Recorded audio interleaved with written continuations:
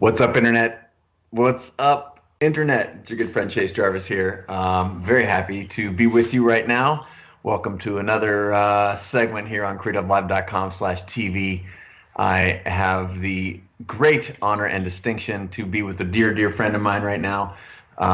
Before I announce him, I just want to do a quick check-in. Hope you're enjoying the programming here. As a reminder, CreativeLive TV or CreativeLive.com has been live streaming classes for more than 10 years with many of the world's top experts in photo, video, art design, health, wellness, music, audio, crafting, maker, business, money, and life. And we found ourselves in a unique position to add value to people 40 days ago now.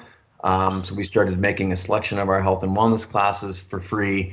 And we realized that we may be uniquely set up to help people and to add value. So we launched in beta, which is what you're watching right now, CreativeLive.com/TV, where we're going into the homes and studios and kitchen counters and studios, gyms, kitchen floors of many of these world top experts that are in our community to bring you what they're experiencing and to look what it's like to create behind the scenes. We've had piano performances, cello performances in there.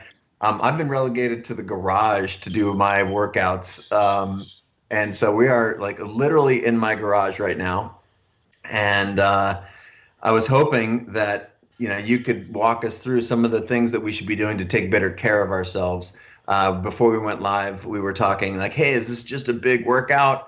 And I loved what your point of view was like, no, we need to find a way to talk about the whole human, how we get better sleep, how we eat better, how we can, keep our mobility up. It's not just about trying to pump weights and stay fit, man. Although there's plenty of benefits to fitness, but, walk me through what you want to cover in this next hour that we're together.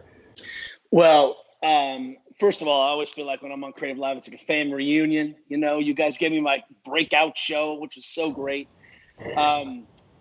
One of the things that we see right now is if we're looking at the human being as a whole person, whole animal, let's just take the global stressors that we're feeling on top of the system. And then we can just say stress, load, and that could be, I don't know, I have to homeschool my kids. I have to worry about getting food from my elderly parents. I could be worrying about my job. There's just a whole lot of things that are uncertain. And the uncertainty in the Maslow's hierarchy of needs is the first thing we want to talk about, which is, do I feel safe? Right? Safe. And there are some things that we can do that will upregulate that. And Creative Live, being in a tribe, reconnecting. I was, just talking with, your crew earlier when we were just doing the sound check, and he said, "Hey, I've been Skyping with my friends in Austin. I've really tried to reconnect." And the very first thing we just need to make sure that we're doing is appreciating that what we don't need to do is add complexity now. We don't need to add additional loads. Like, this is not the time to become jacked and super fit. This is the time to take care of basics. And what we want to do, and love to do today, is show you how we think about that at our house and how this can be one more thing, not one more thing you have to do, some kind of box you have to check for the ultimate abs, but a practice and some of sort of the ways of thinking that you can layer this in and come out of this thing actually intact and with better habits. Because, we're closed down, our kids aren't going to go back to school. We think we have 2 more months of this. And if it takes 30 days to change a behavior or habit, man, now is the time to do a little self-experimenting and really sort of figure out what does this look like in sustainability. And at the same time, that will help us with that first tier. Do I feel safe? And do I feel safe means, we're not talking, because there's some people out there who are worried about food security and a whole bunch of other things, but I'm talking about, like, we can control sleep. We can be making sure we're getting enough movement and actually doing the things that we need to do as human beings, not human animals, not another shred boot camp burpee in my living room, but create a readiness that makes us more resilient. So when this thing turns back on, we can go and run and we don't have to get the wheel spinning. So that's what I'd love to talk about today. I think that's fantastic. And before we dive into actual movement and some of your recommendations, I do want to cover off on a number of books that you've written and what's the best place for people to find you. I think, in my opinion, you are the thought leader to the thought leaders in the space. You were talking about mobility 10 years before anybody was. Obviously, you're jacked and tan, so people can recognize that right when they look at you. But what they might not know about it is that you're a doctor, that you have written best-selling books. You were one of the original CrossFit heroes, and you've got online training, in-person training. Can you walk us through a little bit about your program before we dive in? Yeah, what's interesting right now is sometimes I think we've all talk about the ready state too. I think that's killer. Perfect. Well, I feel like we all know that we need to do some care and feeding of our human body, right? And the question is, where do I start? And I think we've just come through what I believe to be what I'm calling peak fitness, which is if you go into my Instagram and you try to understand and make sense of the world, try to create a cogent whole out of this, it is mind-numbing. It is confusing. It is a terrible, terrible space, right? Apparently I don't eat anything but meat these days. I drink gluten-free vodka, right? I need to Olympic lift. It's just, I'm like, whoa. No, this diet's good. This diet's bad. You should be micro-dosing while you micro-nap, so we have a chance to just slow down for a second. And what we've done is at thereadystate.com, we've created a free 2-week tutorial where you have access to the sites, to pain, to downregulation. But more importantly, we created this thing often really inspired by you by saying, let's at least serve people and give them a 2-week on-ramp. So how do I take care of my knee hurts and I can't go talk to a doctor right now? What if I can't see a physical therapist, or my kid says her Achilles hurts? What do I do about that? How do I take care of my neck stiffness because I'm sitting in my crappy kitchen table working? So what we feel like right now is we have a real opportunity to promote the idea that we can shift the loci of control and agency back to you to do simple musculoskeletal care. So when we say the word mobility, that's sort of a word that ends up being very confusing for people. It can end up being sort of a surrogate for stretching. And that's not what we're saying at all. What we have a chance to do is say, what is it a human being should be able to do? And then the movement is the expression of the joints, the tissues, the nervous system, all of that. And that's a movement practice. And so if you want to do Pilates or yoga or CrossFit, or you have some kind of secret kettlebell work, that's the movement practice. But in this moment, we have a chance to spin people up about how do I know if my tissues are feeling good? What do I do when something hurts? And right now we have this really interesting opportunity to shift the narrative about, does pain mean I'm injured, and who owns pain? And what we want people to understand is that no, pain is a normal expression of the human being, but it's not a resting state. And so this is the chance where we can really slow down and understand, have a basic toolkit to be able to make ourselves feel better and then be the agent of change in our family. So that's what we're doing. The ready state is this idea. We switched from this notion of like mobility, workout of the day to, well, what is it you need to get ready for? How we're going to be 100 years old. What does the next 50, 60 years look like for you? Are we playing this long game? And it's not about, blitzing your 5K time and, doing one more set of abs.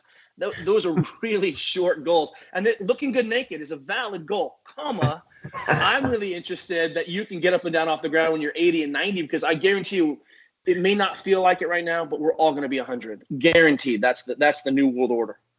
Wow. All right. I'm ready. I'm here in my garage in Seattle. It's 39 degrees, which is why I have a puffy on. I'm prepared to. Oh, okay. All right. Keep the puffy on. You can keep the puffy on. Okay, so cool. Check this out.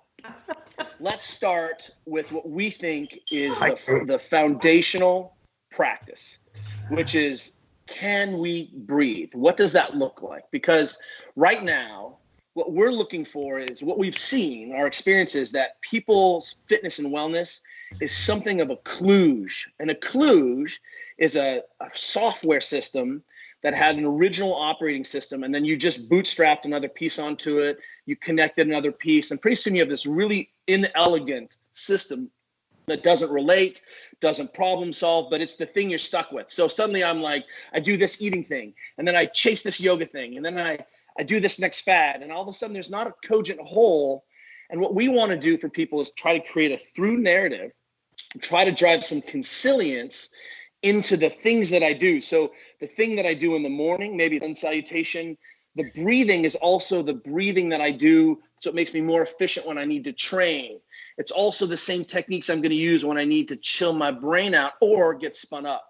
So what we should start with then is, before we just kind of get into complexity, because this is then the root of how we can make you feel better, is let's establish a 1 rep maximum on your breathing. So Iyengar says nerves are king of the breath is king of the brain. So what we know is if we can change our breathing, we can directly impact how our bodies are feeling, what our brains are sensing about threat or not, and simultaneously we can use the tissues to come in and affect the breathing, affect the brain. So we can rewire and wipe the entire system if we can dial into a couple of these key principles. Game. Okay, so let's do this. Wherever you are, you can do it sitting, you can do it laying down, you can, what I want people to appreciate is that if I lay on my back here, what I can do is I can create what I think is like a sort of 1 rep max breath. So even if you're sitting, which is totally fine, I want you to take the biggest breath in you can. So we can measure this. So show me, impress me with the amount of air. Go, Chase. How much air can you get in? Okay, so you initiated that breath right up in your chest.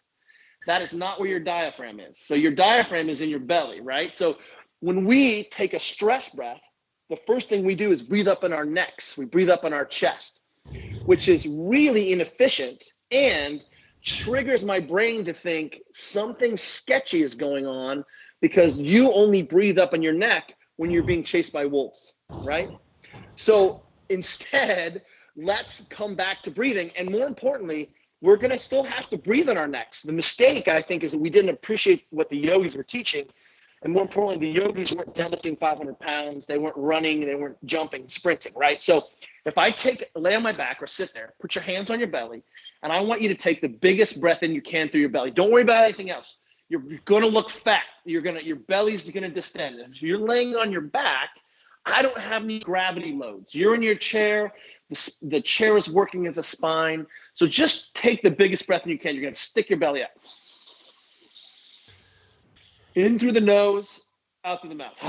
Come off tension like a light switch. So what I want you to do here is we're trying to see how much air we can get in. And it's easier to do that through my nose. Now, if I have a cold, then go ahead and pretend like you're sipping soup. I just have to create a little resistance in my mouth so that I can create some tension. So I'm going to take a huge breath in my belly or in through my nose, peak breath, and then let it go like a light switch, like a balloon is popping. And this is going to make sense in a second, because what we want to do is establish a feeling of how much air I can move in. So now, do that again, but this time more. Show me how much air you can get in. Huge air, let it go. Balloon is popping, perfect. I'm trying to be springy in the ribcage. Now, take your hands, make little telephones, old school telephones, put them on your ribcage on the side.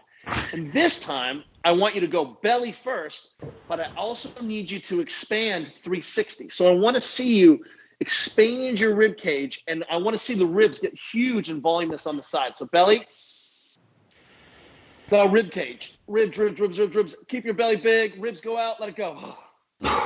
So one of the models for human beings breathing and rib cage and the musculature of the trunk is what we call a radial contractile field. So what I'm trying to do is get all of the musculature to expand and to contract as a circle is expanding. And we'll have some areas that move more than others, but can we expand this global way? That means I need to expand not just in my belly in the front. If I was an Oreo cookie, I want to expand into the cream filling right now. So go belly, ribs, let it go. Already. So already you're taking a much bigger breath. That's fantastic.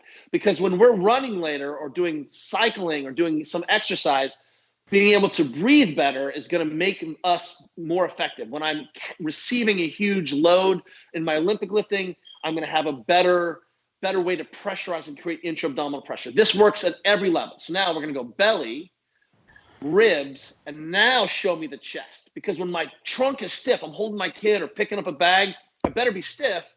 That means I'm going to have to breathe in all these other places. So belly, ribs, chest, go. Ribs, chest, chest, chest, chest, chest. Let it go all at once. Good.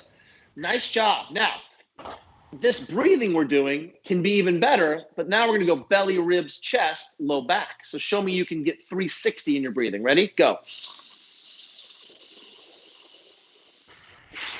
Fill it, fill it, fill it, fill it. Good. Wow. Now, look at the size of your... Literally like twice as much air in my system as the first deep breath I took. Not even like... Right. It's crazy. So what we're seeing is that many of us are in this really shallow breathing position. And if I'm trying to make it so my nervous system is working better, so that my trunk is more dynamic, so I can do better dancing, every time I take a breath, I have a chance to mobilize and get movement back in this tissue system, which is really powerful. This is a powerful way to restore the natural movement. So if we look at moving, the first movement is breathing. So let's go ahead and let's talk a second and continue this, because this idea of the first movement means that if I'm trying to change the way you're maybe feeling about your pain, one of the things I can do is change how you move related to that pain. So without changing your actual foot strike or where your knee is going or your technique, if I change your breathing pattern in a painful position, your brain may interpret that as a brand new way to move. And that means that you've disrupted the pain movement sort of conjoining or collaboration. Those things become highly associated in your brain. So suddenly, if I'm sitting at my computer and I'm just doing this little shallow breathing, my brain is like, oh, I know what this problem is. I'm sitting sort of flexed. I know what the shape is. I'm breathing in this little tiny pattern. And all of a sudden, your brain says, oh, I don't even need to spend time in this position. As soon as I recognize the position, I start giving you the pain signal, right? So the first way we can interrupt the pain cycle to make ourselves feel better is to change how we're breathing around a problem. And this makes it super easy. Don't need any equipment. But now we have a really interesting metric, which is, how do I know I'm in a good position, or how do I get into a better position? So now we have this 1 rep max breath, right? And what's great about that 1 rep max breath is that let me ask you about the 1 max rep breath, or 1 rep max breath. What's the, just to practice that, should that be a daily habit? How should we think about it? Well, we're going to come back to it. Okay. Because I want to show you that we use this breathing, and it's come out of people like Wim Hof, Laird Hamilton. We've seen Boutreko breathing people, Oxygen Advantage, yoga. These should be somewhat familiar to everyone who's watching. You should be like, oh, I've heard about breathing before. But our application is going to be a little different, because we're not interested in the physiology. We're interested in the mechanics. And the mechanics is what is never really talked about. We're always interested in the downstream CO2 tolerance and changing pH, right? That's all great. I'm down with that. If you want to get in touch with your mother, lay on a ball, and you can talk about how angry you are at your dad, all those things will happen, let's go after this mechanics into it. So what we have now is a reference volume. So what I want you to do is come back to your sitting position for me. So it doesn't matter if I'm sitting on the floor. It doesn't matter if I'm in my chair or I'm in my car.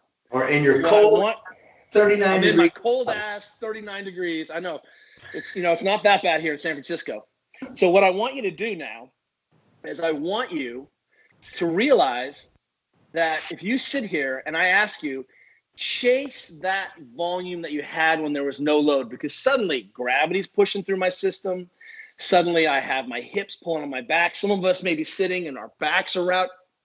So any position I should be in, I should be able to take 90% of the air I did on my back. So go ahead and slouch for me. And since we're all keyboard warriors and you're on the phone, you know, you're doing your thing, just get into like, well, I feel so good. Now take a huge breath for me here. Oh, that sucks. Ow. It literally hurt. So instead of saying this position's good, this position better, what we'll say is, well, that position's fine if you'd like being at 20% of your capacity. And what we can now say is, hey, get into a position where you can take a better breath. So just get into a shape where you can take a better breath, right? So now, all of a sudden, I never have to worry about what perfect posture looks like. Instead, I say, well, can you take a breath in that position? So now if I'm working or slouching or leaning back or watching TV or doing some job, I can always put myself into a shape that allows me to chase that 1 rep max breath volume. That means that this is suddenly a useful feeling that when I'm on the bike or I'm on the elliptical or I'm lifting weights, I can make these adjustments based on my feeling, not on some external cueing, right? So now you're in a better shape. And look, you're holding on, you've got your shoulders back, you're in a better organized position where you can take a breath. So show me a 90% breath.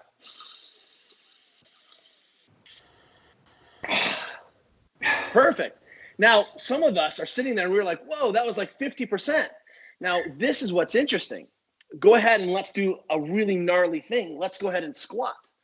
Heels on the ground, good position. Come to this shape. You can see my feet a little bit. I've got my heels on the ground. Now, in this shape, you see how my back is flat and your back is rounded? It's not good or bad. Not anymore. But show me you can take a 90% breath here. It should be just the same, right? So now, watch this. Put your arms over your head like you're in some deep position. And by the way, everyone, Chase is a phenomenal athlete. Sometimes he doesn't get enough credit for being such a sick athlete, right? Because he's all creative, but he's a sick athlete too. Now, in this position, take a 90% breath.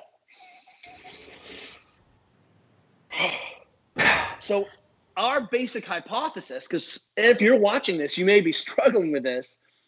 Our basic hypothesis is in any position you should be in for body weight with very low sort of load, you should be able to take 90% of your breathing. So get into a plank position for me, Chase. Just like a classic top of the chaturanga, shoulders over wrists, right? You're in a good position. Now, look what the first thing you did was you stopped breathing, right? You created stiffness by not breathing. And when most of us are in these yoga positions, flows, we are doing our best to hold on to our butts and just survive. But what I want you to do is show me you can take a 90% breath here. And if you start to fatigue out or lose that position or shape or capacity to breathe, you're now doing something we call compensation. And you're teaching your brain the only way I can survive this position is to go from breath hold to breath hold. And what you're going to see is that as you're emptying the dishwasher later, you're going to realize you're holding your breath. So if we can't breathe in a position, we do not own that position. We are sending a signal to our bodies. Now, what I have you do this, you're suffering in this position, but this is our test for 12-year-old girls. Can you hold a plank position for 2 minutes while maintaining 90% breath? And now this is a qualitative experience, not who can suffer the longest, right? So in this position, look at how well you're suddenly focusing. Do you feel like you're breathing in your upper back? Doesn't look like it. No. So show me you can breathe belly, ribs, chest, upper back. Show me you can expand 360. And if you're watching this, we can see it because you're really well outlined. Show us you can breathe 360, bro. Come on. Come on. Notice his butt turned off, which got him into a little bit less good position. So he's, instead of just making these about endurance, we layered in this quality, this skill into this, and all of a sudden we are killing it. Put your knee down, take a break. Good job. But what you're seeing is that for a lot of our exercise, we're not breathing at all. I know there was some subtle, I'm going to give people a little better light, but I knew there was some subtle torture shit that you were getting me into there. I knew it from like 100 miles away. I was like, if I know Kelly, he's about to hand me a sandwich. A torture sandwich. And what I want you to appreciate is that we are often at battle. We're battling with our nervous system. We're battling with our brains. And we're confusing and making the pathway towards more efficient, more functional abilities to be more difficult. So when you're in the hospital with any kind of surgery, what do they give you? They give you that thing to breathe into, right? But that thing to breathe is all about maintaining your lung volume, because we're not needing to breathe. And if you've ever walked up a flight of stairs, gotten to the top of the flight of stairs, and you're like, wow, I am really out of shape. What is going on here? Like, I just walked up some stairs and I'm breathing hard. Well, what's really happening is that you're breathing very shallow. Then you put in this huge demand, and then all of a sudden you've got to catch up afterwards. You didn't change your breathing to match this skill and task. Yeah. So what we've done here is given ourselves a way of reestablishing what's possible. And we can train this, but I can do this anywhere. So if I'm in the car and I find myself slouching, I'm like, well, can I take a breath? Or my neck is hurting because I'm working on the computer. I'll say, well, can I take a full breath in this position? And all of a sudden, I'll just adopt shapes. And I never have to coach this. I just say, can you take a position or a better position? I have the same conversation with our Tour de France cyclists about their neck shape. Well, if your neck is cranked back, go ahead and just look up at the ceiling, crank your neck back, take a breath. Doesn't work very well.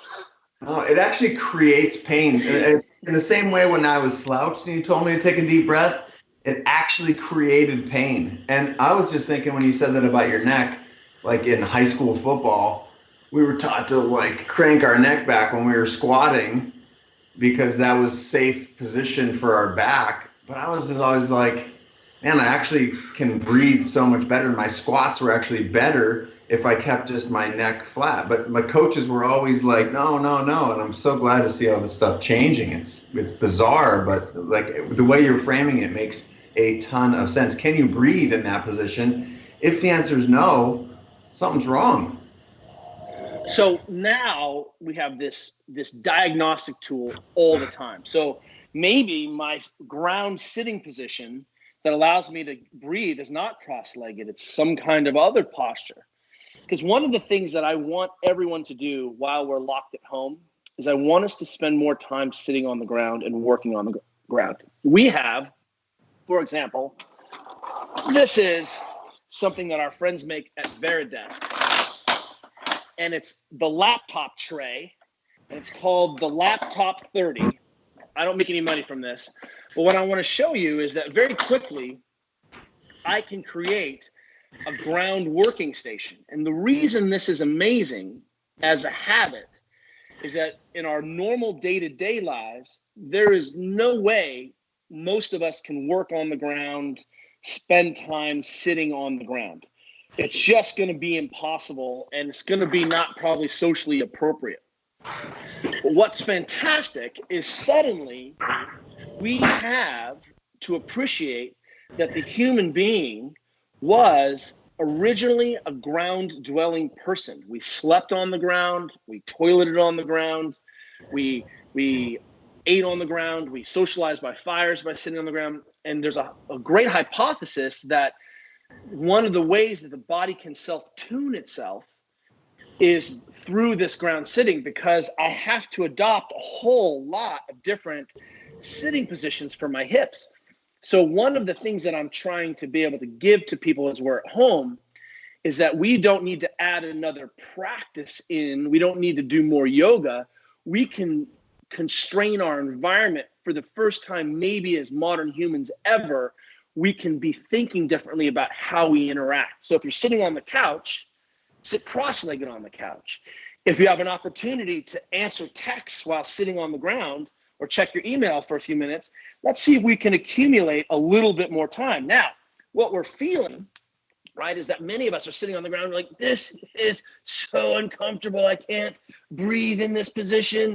My back is rounded, right? And I'm like, well, show me you can take a breath there. Well, now I have a diagnostic tool to say, well, how comfortable am I in these positions? Because if I can't take 90%, well, the first order of business is, well, let's try to at least breathe in the positions we own. Let's at least try to improve the shapes that we're in. And you can get into a better shape just by coming back to that reference volume, and you will automatically correct and initiate in the belly, expand sideways. And now what we've done is we have honestly restored hip function. If you did this, I'm just going to commit to something radical, like 5 minutes a day, I'm going to sit on the ground. That is already more time than most people are sitting on the ground. Some of the power of going to a yoga class is that you're barefoot and you're moving up and down off the ground. That's a Turkish get up. That's squatting. That's lunging. It's about moving my center of mass up and down, because it turns out we have this great diagnostic test about early morbidity and early mortality, and that's, can you get up and down off the ground without using your hands? So what we're seeing is, if you have to use your hand, put a knee down, the more points of contact you have to do to get up off the ground, the more likely you are to die early, because you don't have the brain function, you don't have the muscle, and you don't have the range of motion. So we can suddenly see, oh, I understand why we think mobility is one of the pillars of foundational health, just like insulin sensitivity, just like sleep, just like being in a tribe. Because if I can't interact with my environment and I don't start this practice now, it's only going to get worse when I'm 70 and I fall and break my hip and end up in the hospital, right? That's the goal. Wow. The fact that we've got these diagnostic tools, and like the breath thing is still blowing my mind. Like, that is, if you can't take a breath, it's probably not a good, safe, or healthy, strong position. Like, how simple is that? And I literally had the experience now 3 times being in awkward positions, either that you put me in or I naturally gravitate towards, that made it impossible to get a real breath. Like, that's shocking. That's an amazing diagnostic that's available to everyone. And I think, like, most of us don't have the gym that you have in your garage at our house. I mean, I got a couple of dumbbells and some kettlebells over there in the corner. But if you just go back, something even more fundamental is like, can you breathe, and how important is that 1 rep max breath? That's a tough string of words for me to put together. Well, I'm shocked by that. And also all the diagnostic of, can you get off the ground without, like, with how few of points of contact? And that's something to aspire to. That's fascinating to me. So our hypothesis is, I don't have to change everyone. If we help or a few people experience this, then you'll tell your parents, you'll tell your aunts and uncles, hey, during this time when we're all sheltered and we're not, because what we're starting to see is that many of us were sort of at the margins of physical activity, right? We say to people, we want between 8 and 12,000 steps a day. Maybe 8 if you're 70 years old, 8,000, but it may be 15 if you're 12 years old, right? People right now are getting 2,000 steps a day or less in their homes. And what is important to appreciate, it's not the walking, it's the non-exercise activity. So you're up in Seattle. Let's use an example everyone can appreciate from the Northwest, and that's the orca, like the symbol of the Northwest, right? Yeah. So it's like the Kokopelli of Washington State, right? So here's the idea, is that if you put an orca in captivity, what happens to the fin of the orca? Starts to droop over. Wow. So they get what they call folded fin syndrome. And they were like, we don't know what's going on. So this idea is called Bowman's orca. This is one of our friends is Katie Bowman. She used this example originally, but I'm stealing it. So I call it Bowman's orca. But what ends up happening is, if you don't load that fin, if that fin isn't exposed to the forces of hunting and swimming and jumping and fighting and doing orca stuff, it becomes weak. And it becomes weak because the collagen has to be loaded in order for it to be expressed normally and healthily. That's called, the technical term is mechanotransduction, which means if I want this tendon to act like a tendon, it has to be loaded like a tendon. If I want my hip capsule or my back to be strong, it has to do back-like things, right? That's that idea of Wolff's Law, which was you either load it or it becomes deconditioned by the body or downregulated. Well, not only do we take the orca and not load it, but then we put it at the surface all the time, and that fin is always being exposed to a new load that it was never designed to. So it becomes weak, and then it changes its behavior. I think that's the greatest metaphor for where we are right now, locked in and sheltering in place, trying to save the world. We are not loading, and we completely change the environment in which we find ourselves. So instead of coming out of this thing with all these folded fins, what are the things that I can do? Because the human being is so anti-fragile, we aren't delicate. We are designed to be ridden hard and put away wet, right?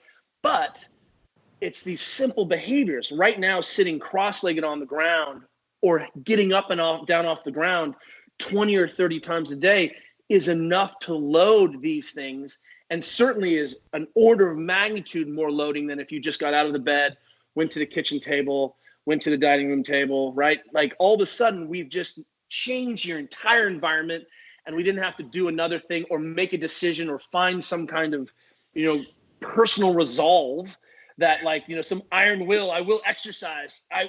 Dude, it's so tricky right now. Most of us are just, Juliet and I have started drinking a cocktail in the evening as a ritual with our friends, like remotely. Like, we aren't big drinkers, but we're like, dude, this is a ritual. I see you, right? We're all feeling stressed. So what do we do to the environment? Well, let's sit on the ground. Let's chase this max breath, and let's start to become aware of how these things are practiced. Then now we're in a position to have our next conversation. So gangster. Just for folks at home, many of you have migrated towards a standing desk.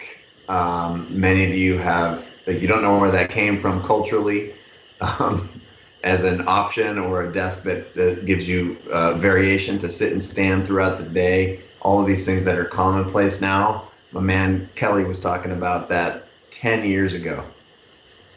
And I remember, like, you also were 10, like, the fact that I could actually sit like this. I think one of the first times we got together, you're like, cool, let's have our meeting down here. With my heels on the ground and my butt down, and like, I remember you saying, wow, that's unusual. These are things that are commonplace now in health and fitness, and I don't know how, like, you see the future. I guess maybe that's what thought leadership looks and sounds like in the health and wellness space. But I just want you to know that I see you, and I appreciate all these things that you were telling me 10 years ago that are keeping me sane now. Well, one is I appreciate that, and two, what we're trying to do is say, what are the behaviors, the foundational behaviors that allow me, that I integrate into my life so I can focus my creative energy where I want to. I don't have to be an expert in every aspect of food, gastronomy, light, painting, oils, technology, I just need to be competent. But we completely disenfranchised a generation of people, right? We're like, take this fen, do this crash diet, don't eat carbs. Like, people are like, oh, I don't understand. I don't feel good. What's happening, right? The research was that 2 years ago, we were sleeping 6.4 hours a night as a culture. Last year, 6.2 hours. So what I want people to appreciate right now, again, what can I control? Because if I can shift loci of control and agency back to you, well, suddenly that's a way of feeling safe again, right? And what's powerful about that, this notion of kind of shifting loci of control, is that I may be able to control my sleep right now. And when I go back to my real world, I may not be able to. Yeah. So right now, let's control sleep. And I want you to think, if I get 7 hours of sleep, I'm barely surviving. That is our minimum threshold for survival. If I'm stressed or working out or growing or recovering, 8 hours is your minimum. And what I want you to think is, I'm a bad person. I didn't get 8 hours of sleep. No, do the best you can. But until someone says, hey, we can control it right now. I can sit on the ground. It doesn't cost me anything. I can be more conscious of my breathing. I can start to control my sleep. And now what you're going to see is we have a system that's much more robust and can handle more stress. We can be more useful when we open the gates again, we can hit the ground running. So let's apply this breathing now to a simple practice that we've adopted from Wim Hof and XPT, Laird Hamilton's practice. I work with them. And I want to show you that this is what I call the 10-minute morning spin up. So if I take a big long inhale and a quick exhale, That's how I get ready to go fight. Right? And if you saw Midsummer, did you see that movie? No, you're killing me. You make me feel like I've been living under a rock. What's You Midsummer? have been. So Midsummer is this Swedish Gothic murder cult movie. It's so good. Ari Aster came out last year, but you're going to see before any of the main characters do anything serious, they go, and they like get themselves fired up with a breath. Okay. But let's appreciate what this is. Big breath in, short breath out, wake up. Breath in, long breath out, how I chill. So we now have a way of turning myself up to get ready based on breathing and turning myself down to get ready to sleep or chill out, which means because I've suddenly put this awareness into can I take a full breath, I can then modulate that to get ready to exercise or get ready for the day or reclaim readiness, or as I'm going to show you how we can flip that same thing to deal with musculoskeletal pain or common pain-related problems. So let me take you through what we call our morning spin up. And I have a blog on this, which I'll send to you. I called it my morning practice, and it's on the Ready State blog. I'll send you the link, but it shows you a little hip opener flow, ground-based flow that I do in the morning to get my hips ready for the rest of the day. And in there is my 10-minute breathing practice I do in the morning. So I have never been a good meditator. It just doesn't work for me. But this breathing practice I do every day. I may work it into some of my biking or my aerobic work or my prep, but this breathing practice has become, and look, dude, I'm 233 pounds. I'm 6'2". I deadlift 600. I have a breathing practice. Thank you very much. Right. Nice. So my point is I want to show you how we use this to get ready. And this same technique right now I'm going to show you is our first prescription for low back pain. So if you're suffering from low back pain or know someone who suffers from low back pain, I want a bottom line of 10 different things. I want to do one thing and have 17 results. That's my goal, right? Because I have 2 children, I have 2 businesses, I have a wife, I theoretically have friends. Like my goal is not to go through the life like a robot. I want to do something and get a lot of bang for the buck for it, right? So do this for me. Go ahead and lay on your back. I'll talk you through it. So you do the back laying. I'll talk you through this. So you already know the technique, and that is our max breath. So you've already got the skills to be able to do this. We already practiced this, okay? Okay. So the first thing we're going to do, My legs. It doesn't matter. Straight. Whatever feels better for you. So if it feels better on your back to have your knees bent, great. If it feels better to have your legs straight, it doesn't matter. But what I want you to do here is I want you to take the biggest breath in you can, like you just did, but I want you to do it with intention now. We're going to be powerful. So now we're not timid. I want you to get there in like 3 seconds. Go. Let it go. Good. And what we're not going to do is we're not going to hold our breath at the top, and we're not going to hold our breath at the bottom. So we're going to go right back into the next breath. So it's big breath in. Right again.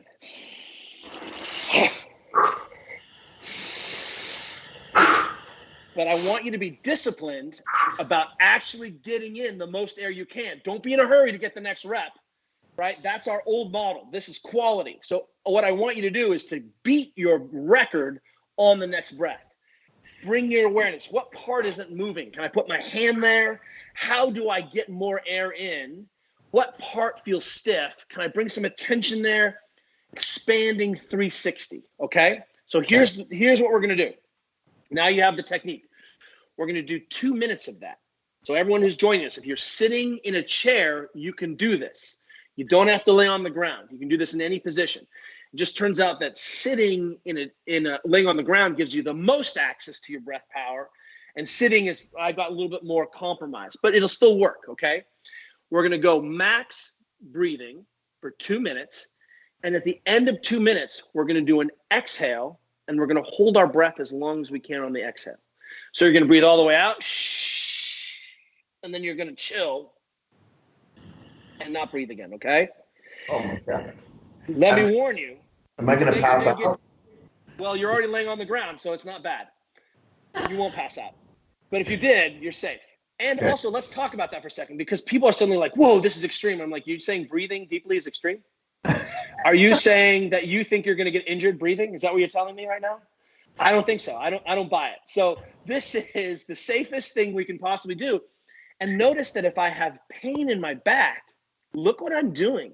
I'm expanding my diaphragm. I'm circulating lymph, right? I'm changing how every time I breathe in, my lumbar extends. Every time I breathe out, my lumbar flexes. So I'm putting a ton of movement and range of motion into my lumbar spine, and I haven't had to do a mobilization and exercise. The first thing we do when someone has back pain is we say, well, let's make sure you can breathe, and let's make sure you can move effectively in those positions. So that's why this is the best. Who's joining our broadcast? Oh, this is King. He's our home panther. He's a used vintage cat, and he only shows up for the big broadcast. I swear, like 60 Minutes, he's like, hey, what's up? CreativeLive, he knows what's up. I don't know what it is about King, but again, our used cat knows what's up. All right. So on your back, I want everyone to do this.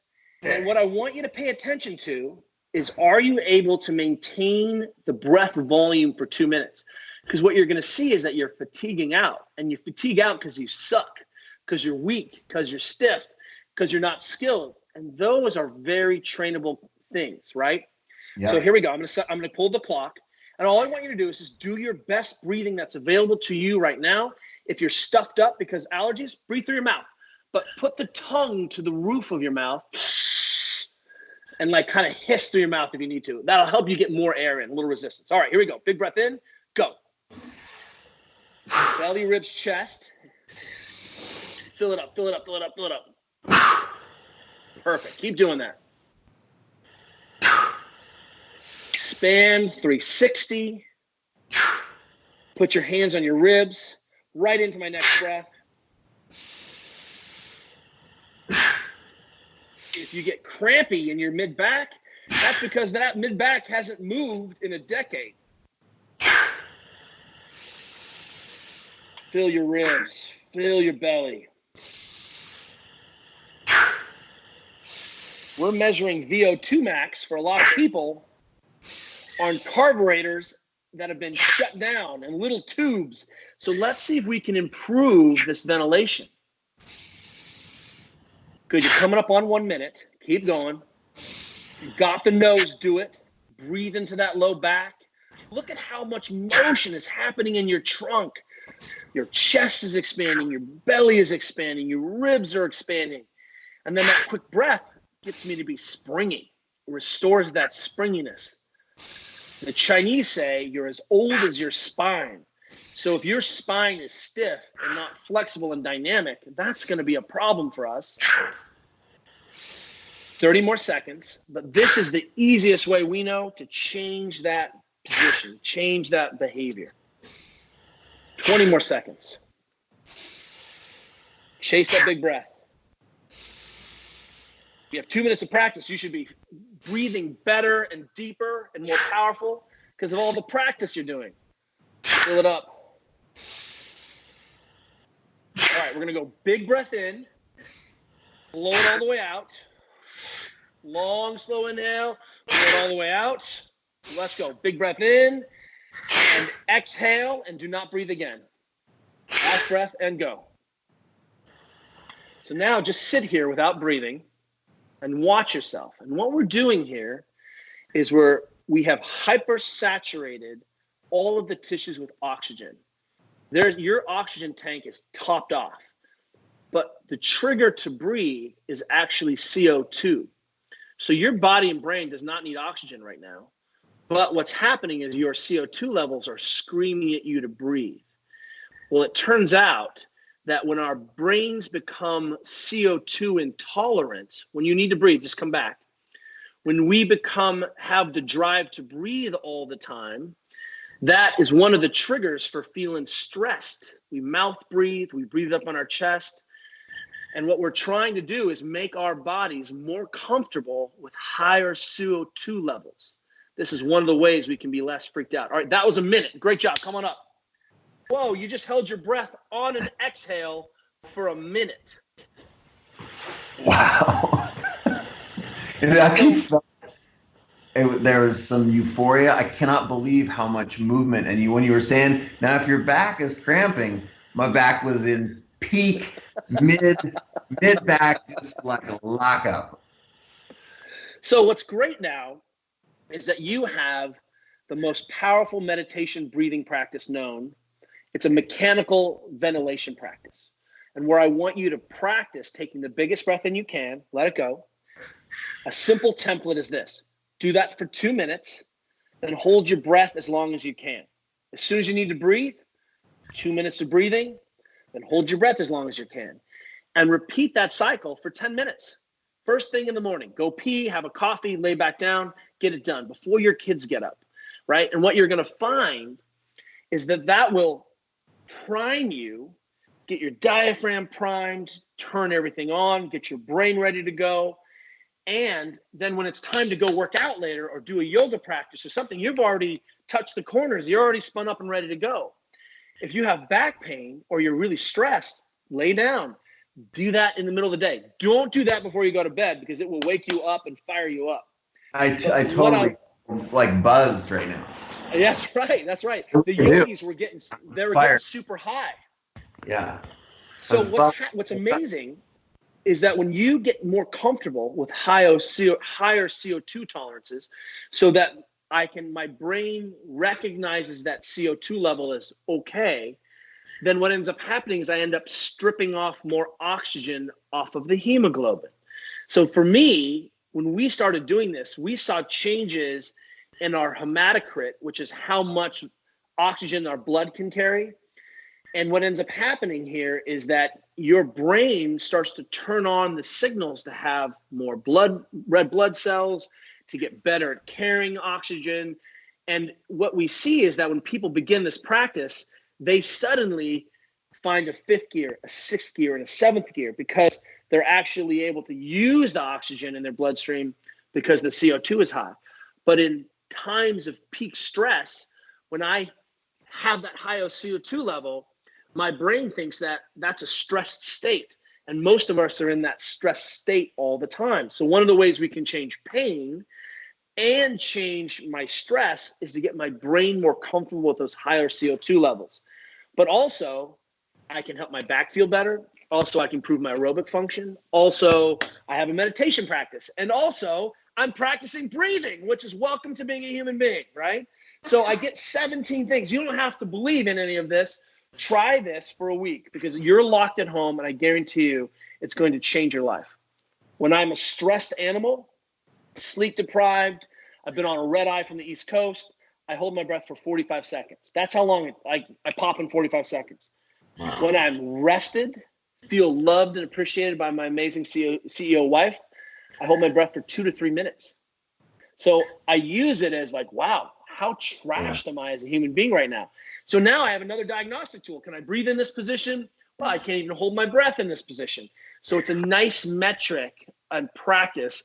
And if you want to go in, all of those breathing resources we mentioned earlier, if you just type in breathing, there's so much in there right now. But we've forgotten about the mechanics. We're all interested in the physiology. Okay, bear with me now. I'll put a bow on this thing for us. This is insane. There's a lot going on. I'm like, I hope the CreativeLive team is. I know we take crazy notes, so just a team who's watching right now, like I want all the notes, just so you know.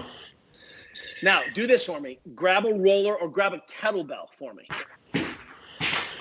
If I can have, I got both. What do you prefer? That doesn't matter. Okay. Whatever feels right. Whatever feels good for you. I hate all this stuff. I never roll. I'm bad at it. So I'm about to experience pain.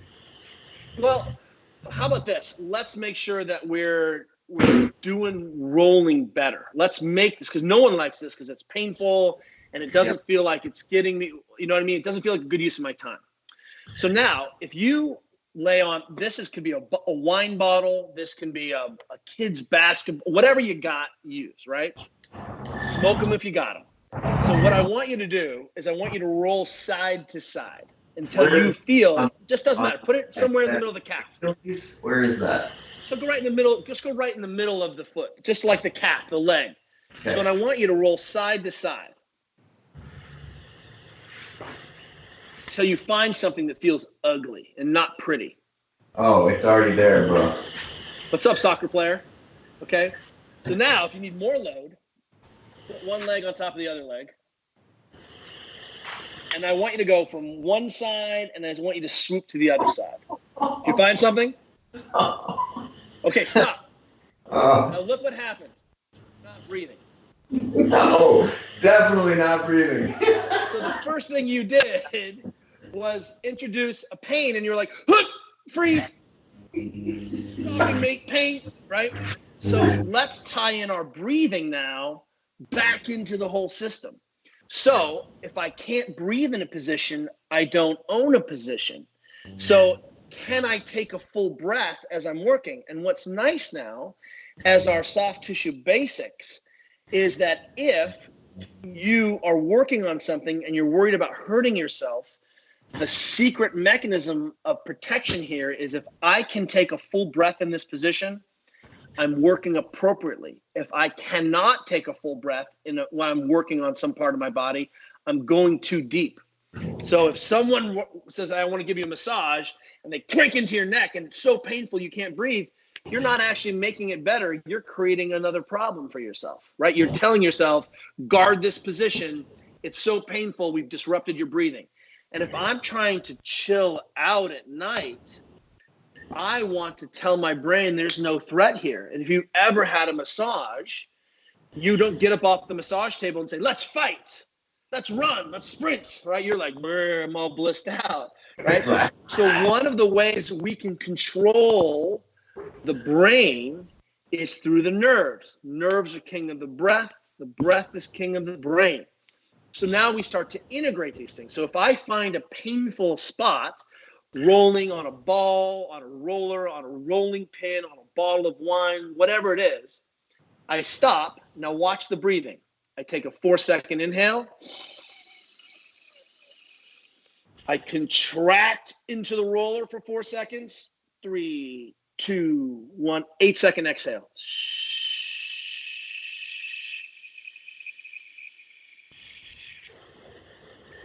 Remember I said long exhale is how I chill out? Yep. So we made it simple. 4-second inhale, 4-second hold, 8-second exhale. And this is now pain point, right? Like pain point. Like experiencing right now. My poor calves. What's going on? I'm soft. Well, how about this?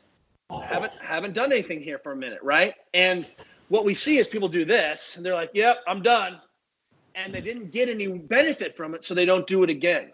So one of the things that we're doing is that we can do this before we go to the bedroom. So Juliet and I say, hey, let's do this in the evening because it helps prepare me to sleep better. And when I do this soft tissue work for 10 minutes, plus add in this breathing, which I've been working on through the narrative of I'm doing my spin up in the morning, I'm paying attention to my positions during the day, can I take a full breath? Here's a check. And then I suddenly weave this into the evening. It's not an accident. You're going to become a much more skilled breather. And more importantly, now you have a breathing tool that spins you up, that helps you identify better positions, and helps you calm down and be able to work on pain areas. So if you didn't know anything about the body, your calves hurt, well, let's spend 5 minutes on the left leg, 5 minutes on the right leg. If only wish that there was a whole site digitally enhanced so that you could follow along and someone would teach you this for the last 10 years. That's the ready state. But you don't even need that because you already now possess all the tools to be able to make yourself feel massively better. 10 minutes of rolling, side to side, looking for pain spots. When I feel a pain spot, 4-second inhale, 4-second contract, 8-second exhale. When the glass of wine is done, when you finish your scotch, you're done. And we'll get the rest of it tomorrow.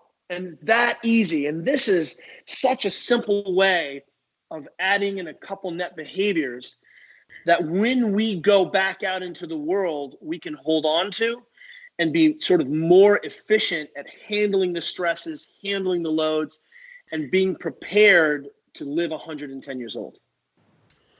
This has been absolutely insane, man, because again, you've always been ahead of the curve, doing things differently than everybody else that I'm following or paying attention to or aware of in pop culture. I think everyone's trying to jam everybody else's workouts down their throat right now. Of course, movement and having a relationship with a trainer, either via YouTube, via the Ready State, via your local gym. I want to give a shout out to Beth, who trained me earlier today. Thank you so much, Beth. Appreciate you. I think she's watching, so that's one of the reasons I'm a little soft right now, because I already had my hour workout in. But just the way that you're orienting us right now around breathing as arguably the most essential thing, as you talked about the connection between the body, the mind, our nervous system, our neurology, max breath as a mechanism for diagnostic, I think is the word that you used. These simple tools, we didn't use anything, right? I just used the ground. I mean, our relationship with the ground, like, that's completely innovative. The fact that we're going to live to be 100 and that functional health is more important than tan and jacked. Man, I can't thank you enough. There's one thing you mentioned earlier, and prior to us going live, we wanted to talk about sleep. I'm wondering if you can give us, 120 seconds about sleep. What we say is oftentimes we can't control sleep length. So we have always focused on sleep quality. And part of what we think is the way to do that is to set a routine. One of my friends, his name is Kirk Parsley. It's docparsley.com, like the plant. He's a former Navy SEAL doctor, and was seeing that all of his warfighters weren't sleeping, and people couldn't figure out what was going on and why they were so messed up. So he says, set an alarm an hour before you go to bed. And that's your reminder. So just like an alarm to wake up, it's your reminder to start to shut it down. Hey, I need to do my soft tissue work. I maybe need to take a warm bath. Maybe I make the room a little dimmer. And I start to think about preparing so that the brain, because what we should be doing is going to bed and waking up every single time at the same time. Even right now with our kids at home, we're really trying to help them stay on a consistent bedtime and a consistent wake time so that their sleep doesn't become disrupted and they end up shifting their sleep cycle. And it's really hard to change that again, right? Because there's sort of no reason. I mean, some of us are working and some of us can't work right now, and we can work 24 hours a day. But if you did this soft tissue work in that hour before you went to bed, we're going to help you fall asleep faster, stay asleep faster, stay asleep longer. And what I want you to appreciate is that even if you just got into bed a half hour earlier, in 2 weeks, you've slept an entire extra day, right? That's pretty powerful. Yeah, that's crazy. So it's these little behavior changes. And I think when we first met, I would be like, you need to deadlift a 5 extra body weight and you'd be able to do a handstand and right now I'm like, dude, you should walk more, you should sleep, right? I've just become much more reasonable as I've gotten older. But what I realized was that if we're looking at this body as a system, this environmental piece is just as important as how stiff my muscles are, or how stiff my joints are, or how well I move. And we can always try to improve and play a better game on our environmental load. Because if people come to me and they're like, I want a PR, I want to lift more, I want to be out of pain. By the way, the number one thing that we do when someone has a chronic pain condition is we control their sleep again, right? We get them on a sleep habit and a sleep schedule. So if you have chronic low back pain, I'm talking to you, right? If someone in your family has chronic or persistent pain, it turns out we focus on the basics. And what we want people to ultimately recognize is that these are the same basics you've been doing for 10 years. I roll, I know how to breathe, I know how to put out fires when something pops up, I know how to change my position, right? It's the same thing. And when we finally arrive where I try to tell this to someone and they've heard it before, I will retire, right? That's how I feel, you know what I mean? But in the meantime, it hasn't happened yet. Man, thank you so much. Let's do a quick recap on where a good place is for people to pay close attention to what it is you do. You're such an incredible communicator about these these issues and these opportunities that we all have, not just in life, but especially here in this special time with quarantine, where there's a lot of opportunity maybe to pay a little bit more attention. So I know the Ready State is one of the places where you want to send people, but I'll let you walk through it for us. If you want to see how this scales up into human performance, I do a lot of teaching on Instagram and YouTube. So you can see how we're talking about scaling these concepts up and scaling them down, how we train injured athletes, how we think about, yoga. And you can see what that looks like in expression, these little doses. We've tried to do in this emergency, in the predicament, we've tried to do some programming for people at home. Like yesterday, we put up a way for those first responders to take care of their feet when they've been on their feet all day long. So again, we're trying to see this as this is what we've learned in the highest levels of sports and performance. Let's take those lessons and actually apply them to the people that matter, which is us, so that sport and performance isn't just circus entertainment. It's our laboratory. So we can scale backwards, right? That is the goal. How do I integrate this? How does it matter to my mother-in-law? Not necessarily how do I win another world championship, although both of those things are important to me. So you can see how we teach there. I might suggest that we did an incredible course on CreativeLive about soft tissue basics and taking care of yourself. And it's really simple, and it's a really great primer for understanding the base. And that living document I'm very proud of. And even 7 years later, there's nothing in there that I would change. We've integrated our practice. We're a little bit more effective. We're more efficient because we've been doing this for 7 years. You're not using the same camera you used 7 years ago, right?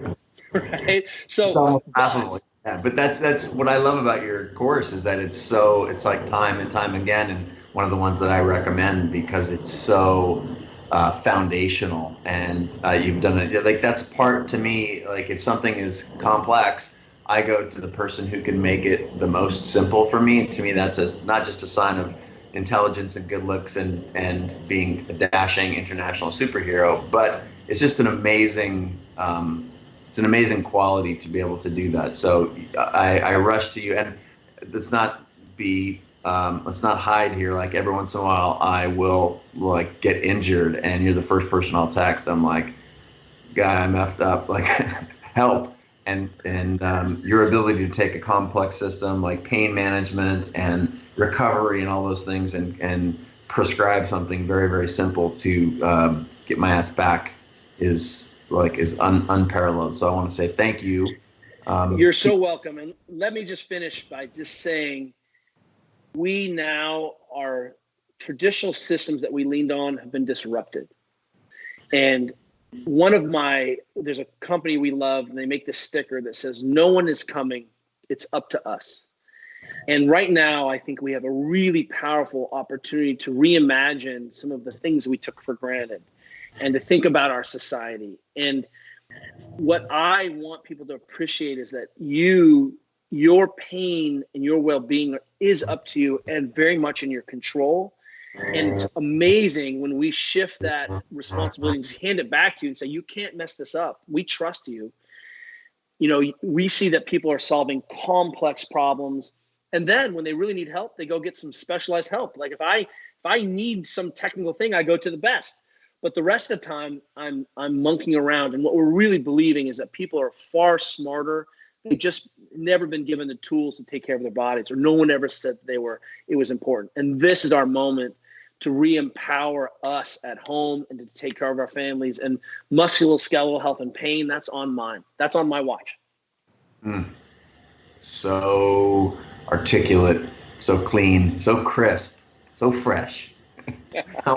Thank you so much, man. And so the Ready State, what Instagram handle are you operating under these days? We're at the Ready State still. Super simple. And then if you were going to look at a book right now, in this time, just to think about your imagination, we wrote a book about sort of work culture called Desk Bound that summarizes a lot of these ideas. It's very simple. It's not heavy movement. It's heavy application towards this. And that might be a really simple entree in. But more importantly, become curious. There's so many good resources for us right now, and start tinkering. It just takes these little bit of doses in the day. You don't have to become a level 5 American Ninja Warrior. I mean, that's fun, but not required in these days. So grateful to have you on, man. Thank you so much. For those at home that are paying attention, I hope this segment on creativelive.com/TV has been helpful. We got to go into Kelly Starrett's front room there, him and his Panther, his wife Juliet. Please say hi to your CEO wife, your kids. I hope you're well. I'm gonna go get into the. I've been exercising here in my garage in Seattle where it's 39 degrees. I'm gonna go get my ass in my hot tub. 5 minutes. Thanks so much for helping us understand a little bit more about breath and about taking care of ourselves. And again, if you're watching and any of this is at all intriguing, you need to subscribe and pay attention to everything that Kelly and Juliet are doing. It's remarkable. They've been 10 years ahead of everybody for 10 years. So thanks so much for being on the show, bud. I appreciate you. It's always a pleasure. And this crowd is so smart and bright. I'm like, if we can't do it, no one can do it. I'm telling you, we got this. We got it.